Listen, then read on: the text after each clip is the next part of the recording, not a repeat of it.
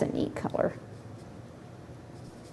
These are subtle, low chroma colors that we can later on go in and add some of the jewel colors.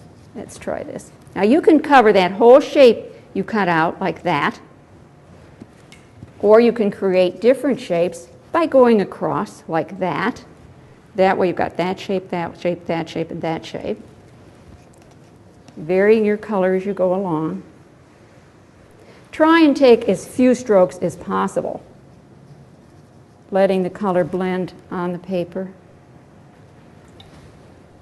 You could texture it at this point with salt if you wanted to.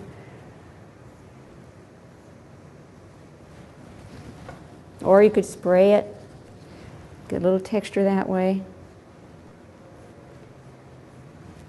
Just put a little more blue in there, almost like it's a continuation of what's happening up above.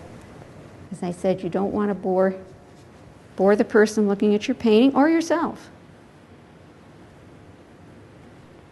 Boredom is the enemy of creativity. Isn't that neat? Remember, we're always going to say, isn't that great? Whatever we're doing, isn't that wonderful? Learn to love paint. Learn to love what you're doing. That's what art is all about.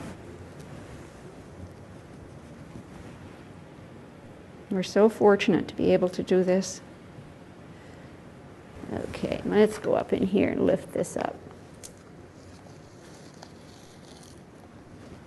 Let's make sure we cut that through. Let's go on ahead and we will get a nice, big, dark shape.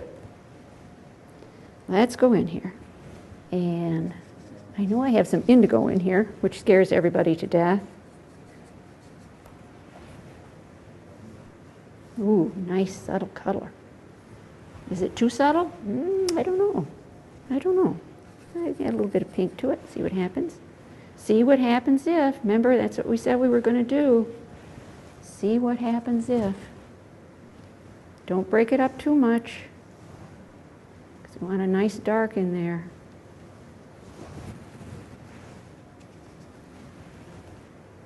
Going right over the top of the pieces that we cut before.